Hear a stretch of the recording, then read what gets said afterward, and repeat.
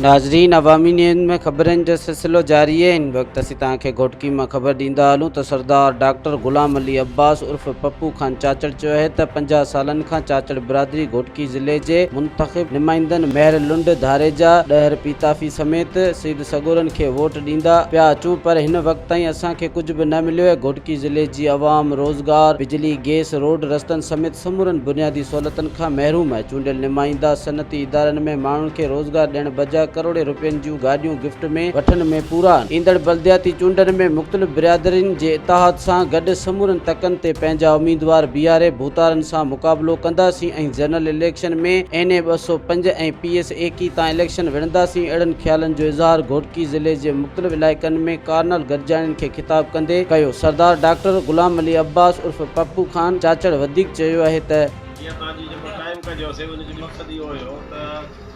40-50 साल को वठी असांजी चाचड़ बिरादरी संगत जी ख़िदमत कंदी अचे थी। भले उहो मर हुजे, लुंड हुजे, दारेजो हुजे, अल्फ हुजे, बे हुजे, या लोकल जेके असांजा वॾेरा हुजनि या असांजा सैयद बादशाह हुजनि, ठीकु आहे, या कुरैशी बादशाह हुजनि। उन 50 साल में असांखे हुननि मोट में छा ॾिनो आहे? तव्हांजे वोटनि ते वञी हू MPA बि थिया, MNA बि थिया, मिनिस्टर बि थिया, चीफ मिनिस्टर बि थिया वञी, ज़िले नाज़िम बि थिया वञी, तव्हांजा लोकल चेयरमैन बि उहे थिया वञी, डिस्ट्रिक्ट जा मेंबर बि उहे थिया वञी। इन 50 साल में उन्हनि तव्हां जेको वोट ॾिनो आहे उन में हुननि तव्हांखे छा वोट में ॾिनो आहे, उहो कंहिंखे ॾिनो आहे त उहो असांखे मूंखे ॿुधायो।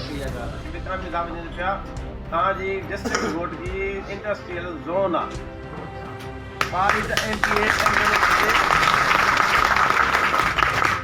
MPA MNA खे फंड मिलंदा आहिनि, उहे काॾे था वञनि फंड असांखे का ख़बर कोन्हे का, काॾे था कहिड़ो MPA थो खाए, कहिड़ो MNA थो खाए, उनजी मद में तव्हांखे छा मिलियो आहे? जेके हिते फैक्ट्रियूं आहिनि उन में तव्हांजी कोटा आहे, माज़ूर कोटा आहे, ग़रीबनि जी 20% कोटा आहे। 20% जेको आहे उन में इहो हूंदो आहे जॾहिं NOC फंड ईंदा आहिनि, जॾहिं का नई का शइ लॻंदी आहे उन में 20% उहो तव्हांजो ख़र्चु जेको हूंदो तव्हांजे ज़िले ते थींदो आहे, 80% जो तव्हांजे मथे वेंदो आहे। जे 20% में तव्हांजो कमु हिकिड़े जी फैक्ट्री को ज़िम्मो खणे त तव्हांजे हिते तक़रीबन आसूदा हुजो। उन्हनि खां इहे वॾेरा जेके आहिनि MPA हुजनि MNA हुजनि, उहो गाॾी जी मद में 4-4, 5-5 करोड़ जी हिकु गाॾी वठनि था पिया कंपनियुनि खां, जेको तव्हां ग़रीबनि ते ख़र्चु करण छा थिए? इन्हनि ॻाल्हियुनि खे सभिनि खे मद्देनज़र रखंदे वॾी दुश्मनी मां पाण खणा थो। वॾी दुश्मनी इहा आहे त रोज़ी ते लत ॾींदी आहे न साईं, उहा रोज़ी ते लत ॾियण थो अचां पियो।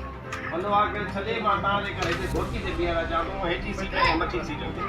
मज़ीद खबरों और तफसीलात के लिए विजिट करें हमारी वेबसाइट www.awamiNewsHD.com।